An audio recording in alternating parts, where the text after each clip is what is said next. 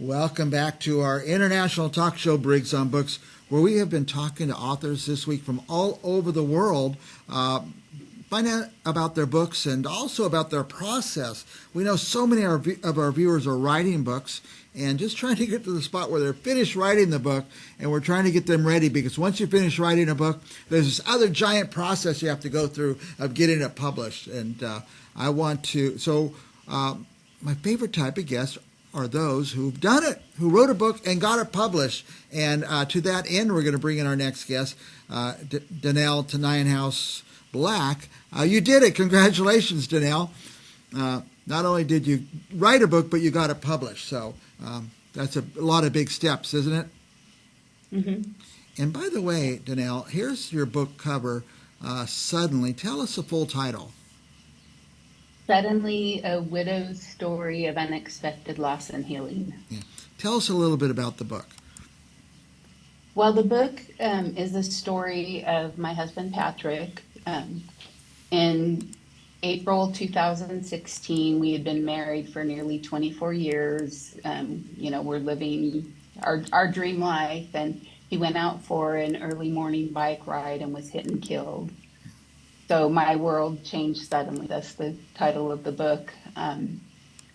And of course it was devastating, but I was really touched just by the outpouring of support that I had. And I really got a lot of text messages and Facebook posts, and it just really kept me going throughout the day. And another thing, my husband was a physical therapist, and so some of his former patients reached out and shared how he had helped them, in their healing journeys.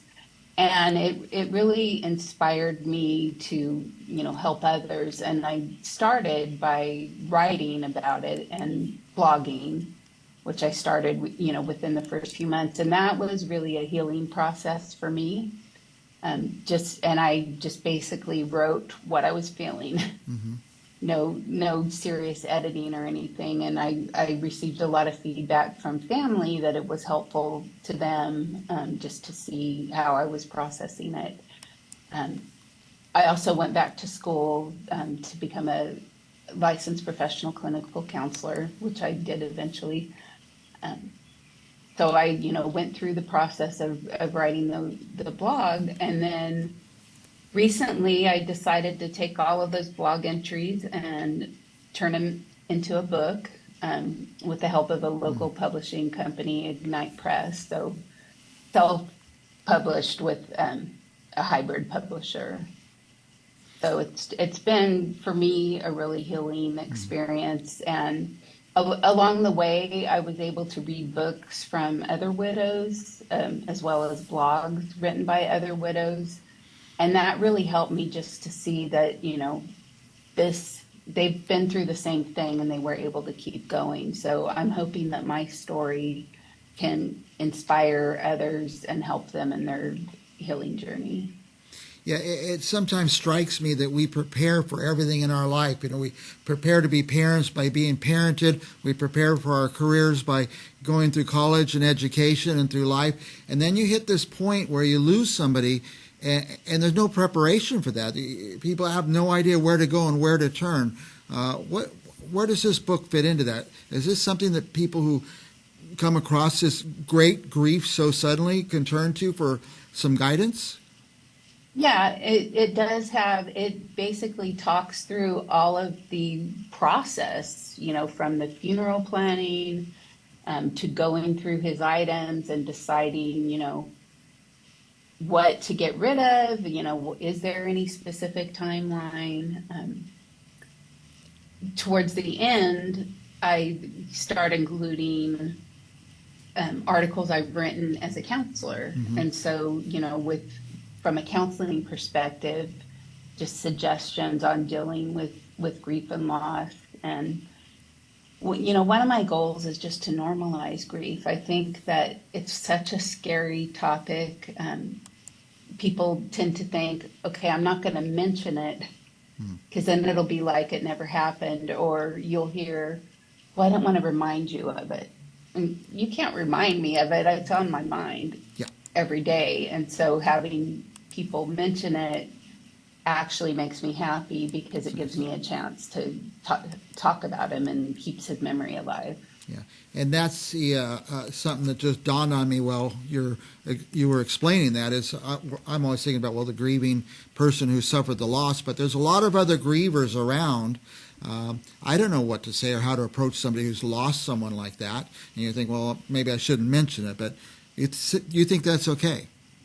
I would err on the side of at least acknowledging it. And if they don't want to talk about it, they'll, people are pretty good at letting you know, but just, bringing it up, you can say, I've been thinking about you. I thought about Patrick the other day, or, anything like that, just acknowledging it.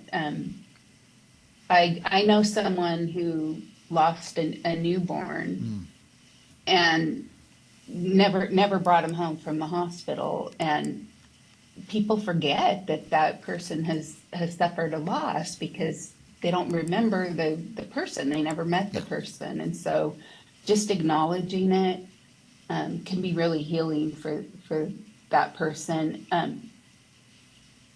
I also heard a quote one time that grieving people need to tell their story 300 times to process it.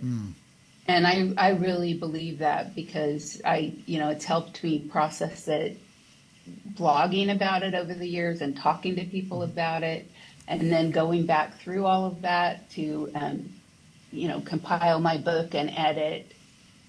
It's an ongoing process that I'll be going through the rest of my life, but talking about it, I think, has been really helpful. Yeah. Now, as I understand it, you set out not to write a book, but just to kind of process your own grief? Yeah, basically what really inspired me was I wanted to share the story of how people reaching out to me on that particular day helped me get through the day. So one of the first blog entries was really just like pictures of all of the different texts that I received and a timeline of that day. So I incorporated that into the book. I couldn't include all of the messages because there were so many of them. But the first part of the book talks about the timeline of that day, what was happening, and then also weaves in, our story of how we met and, getting married and all of that. So just really wanting to share, like, wow, all of you people reaching out helped me so much. And so that's what got me writing the blog. And then just feedback I got from people that were reading it encouraged me to keep going. Now, I want to go back and in a few minutes, if it's okay, and talk a little bit about your husband that passed away. But before we get there, I just want to talk about you, what you're doing now. I have your web address on the screen, what people will find if they go there, and things like that. Yeah, I'm in private practice as a counselor now. The web address is actually for my book. It just basically has information on the book.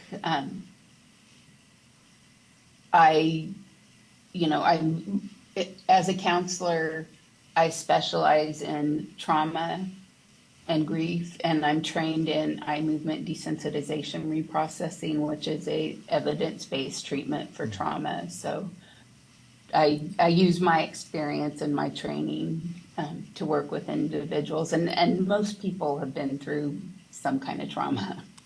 And those who want to know more about you and your book, they could go to the danellblack.com and find out about the book. Yes. Can they order the book there? It does have a link that takes them to Amazon, and I'm going to be adding some other links because I just got added to some other ebook vendors. So now that'll be added to the book soon. Now, I occasionally suggest this.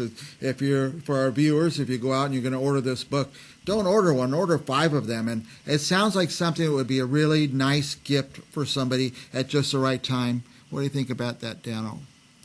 Yeah, I think so.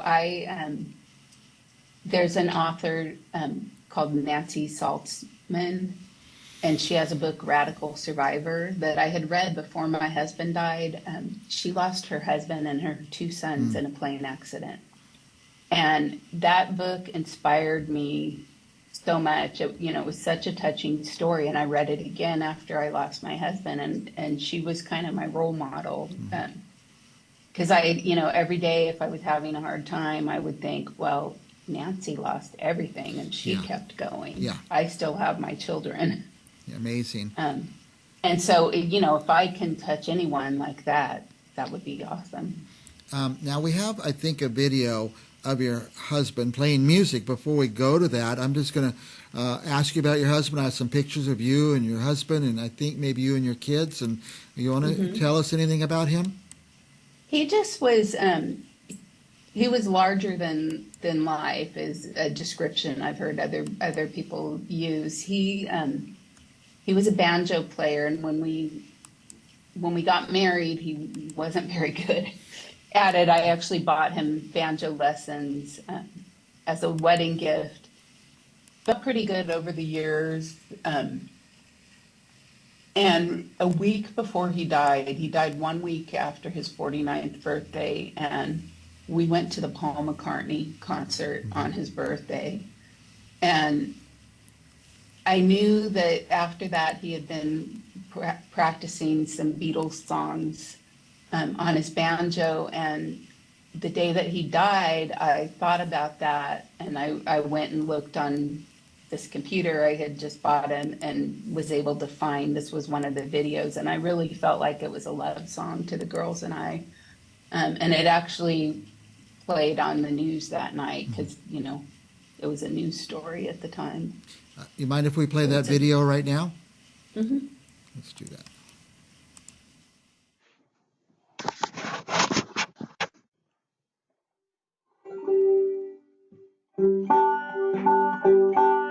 Blackbird singing in the dead of night.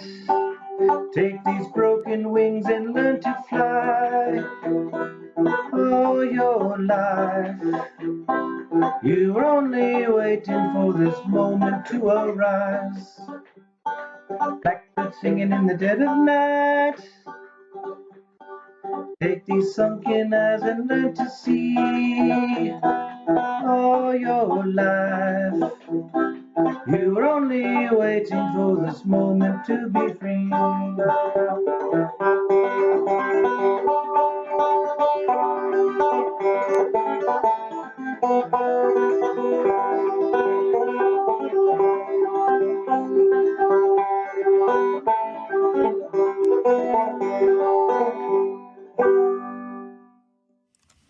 What a wonderful gift that you were able to find that, Danell.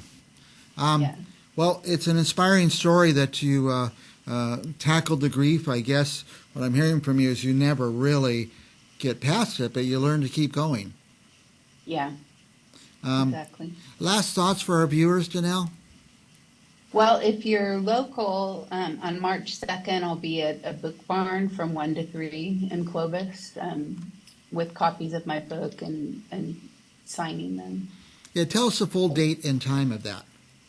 It's March 2nd from 1 to 3. Is that, do you say it's Friday, Saturday? It's a Saturday. Saturday, March 2nd from 1 p.m. to 3 p.m. out of the book barn in Clovis. Is it? Yeah, it's on Clovis Avenue. Very good. Thank you, Danell, for sharing your story. It's an inspiring short story that people can, keep going, and I hope that your story inspires other people. So please order Danell's book or order some of them and hand them out. Thank you for your time, Danell. Thank you. And we'll be back with more books right after this. And we're out. Thank you so much. That was fun.